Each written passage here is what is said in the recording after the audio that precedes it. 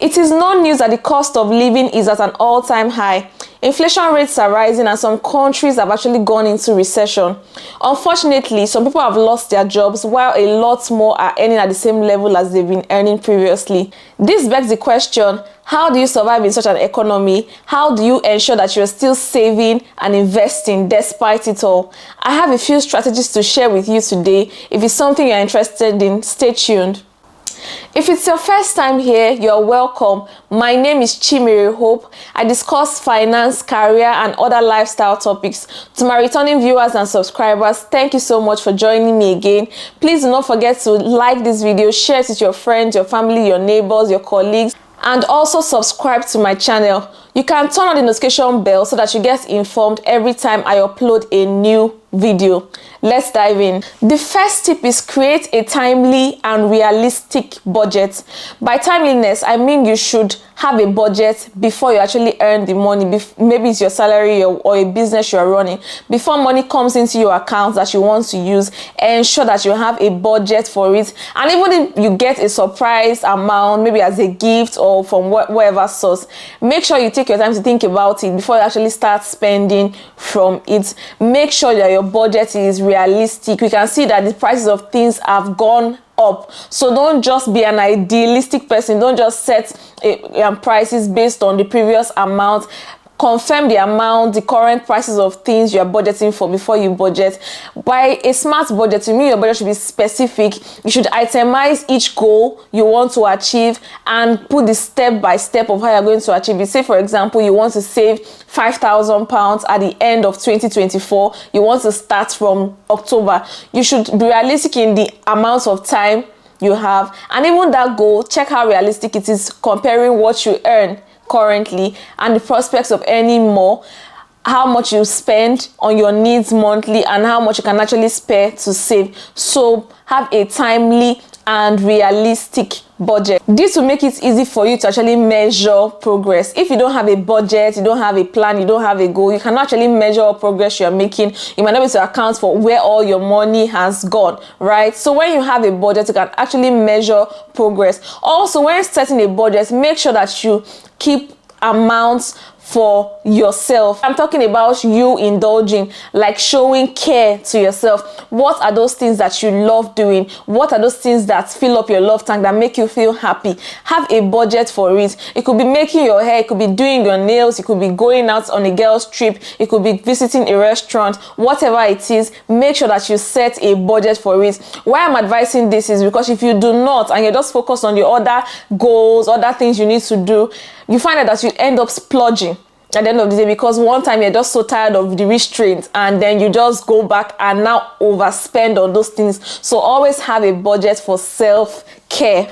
The second point is be disciplined and avoid impulse spending. What is impulse spending? It is an instant decision, an unplanned decision to actually buy something, and this decision is actually made at the point of purchase. Have you been in a situation where you go to buy, maybe let's say you're going to buy tissue paper from a grocery store, and you come back with a bag worth maybe £100 of things you did not plan for, of things you did not budget for? We are going to have to avoid that. Now, you need to be very disciplined in your budgeting and in keeping to your budgeting. Don't indulge in impulse purchases. So the way this can work is if you actually have a budget in place. When money comes in, you can split the sum into different categories. Maybe have a different account for your needs, so that is like your spending account, the account you withdraw from every time. Have a savings account, maybe a high interest savings account that you actually move your savings to. If you invest, make sure you're already targeting everything,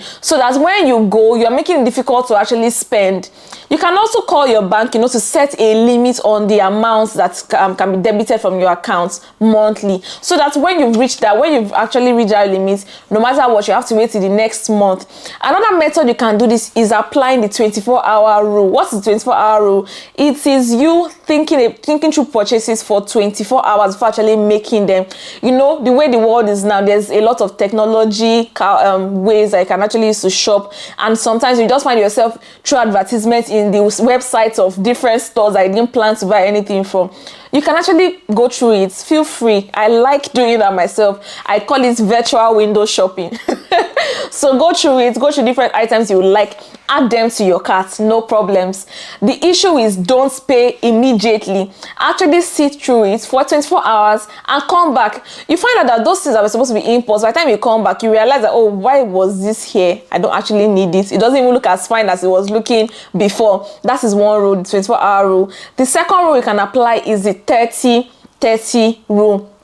This rule states that for every amount that is up to $30, £30, 30,000 naira, depending on what you're spending, depending on your currency, you have a materiality. You're going to wait for 30 hours before you actually make that purchase. So if you're spending pounds, for example, for everything that will cost you more than £30 that it was not in your budget or that's not a need, you're going to wait for 30 hours, which are literally almost 2 days, to think through it and process it before actually making those purchases. The thing is that when you want to make an impulse purchase, your brain seems to justify this purchase. You feel like, oh, I have this trouser, but I actually don't have this color of this particular trouser, so you want to get it. But if you give yourself time to think through it, you realize, oh, maybe I don't actually need this color now. And one tip, the fact that something is on sale does not mean it is on sale for you. If it was not in a prospect for you before, if it was not something you were considering purchasing before, the fact that it's on sale does not necessarily mean that you suddenly now purchase it because it is on sale. The third point is automate bill payments and savings. Rather than letting technology make you spend what you did not plan to spend, use technology in your favor for savings and actually your bills payments. So when it comes to your rent, like in the climate like the UK, you pay your rent monthly. Automate it. Set a direct debit for your rent, set a direct debit for your council tax, set a direct debit for your broadband, for your phone bills, all those that are your needs and are recurring, maybe monthly or weekly. Set a direct debit for them. It could be a lifetime savings account, it could be a stocks and shares, whatever mechanism you're using to save, a high interest savings account. Wherever you are saving and investing, you can automate your funds to be moved there, directly at a certain time. Maybe it could be weekly, maybe it could be monthly, it could be quarterly, depending on how you earn. One thing to note at this point of the video is that you don't actually have to set your budget just monthly. You could have a yearly budget and adjust it as you earn. You could also have a weekly budget if you earn weekly. Some people actually earn weekly. So let your budgeting and your spending be tied to the way you earn. The fourth point is use credit wisely. A lot of people are not educated on how credit cards work. You just are happy to get a credit card, especially if you're coming from a cash economy like myself, where things are bought on cash and then you come and then there's availability of credit. You just get this credit card and before you know, you load it up and start struggling to pay. You're now in a chain of credit. You are practically living on your credit card. Avoid that. Anything that you will not go to the bank to fill a loan application for should not be going to your credit card. Credit cards have limits. Your credit card shouldn't be the basis of your existence. So make sure that anything that's going to your credit card is maybe something you are using as a direct debit to build your credit score, or something happens, an emergency happens, and so you are stripped of cash. Don't just rely on your credit card. Also have a planned means of paying back. Try to pay your credit on time, promptly, and as agreed, so that you do not end up building a bad credit history for yourself. The fifth point is get financial education. Financial education can come in several ways. It could be in the form of YouTube videos like this one you're watching. It could be in the form of reading books. It could be in form of movies. So try to get financial education as much as you can. You should start with the free resources before you start paying. There are a lot of things you can learn now for free. So start reading up, start watching videos, start watching movies that will enrich your financial knowledge. Get familiar with terms like credits, like savings accounts, like bonds, like investments, treasury bills, ETFs. Try to get familiar with those terms. And also try to get familiar with the available resources that you can use to make meeting your financial goals easier. There are some apps you can use. There are some things you actually have access to that you do not know. So please don't joke with financial education. Don't look at it as it's not important. You can be very, very skilled in your own specialized area. Maybe you're a doctor, you're a nurse, you're an accountant, whatever you are. You might be skilled there, but the fact that you lack financial education will keep you struggling financially for a long time. The sixth point is seek ways to increase your income. Yes, there's a limit to how much you can reduce your spending, but there's really no limit to how much you can earn. Start doing something, start moonlighting. If you can write, you can start a blog. If you can do content creation, you can start doing that. If you can also approach your employer for a pay raise, that is a valid move.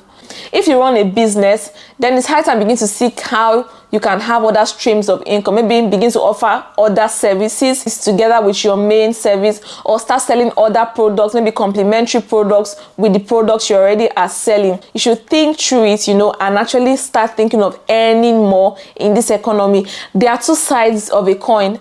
So there are always two ways to look at every situation. The fact that things have gone up could actually be an opportunity for you to start rendering a service or start earning more, rather than just looking at the fact that, you have to restrict your spending. So those are the strategies I have for you today. Don't forget to like and share this video. If you found these tips useful, please try to take action on them. It's good to learn, but it's also better to take action. Try to take action gradually, and I would like to hear about your progress. You can actually send me an email or leave a comment in the comment section below. Thank you.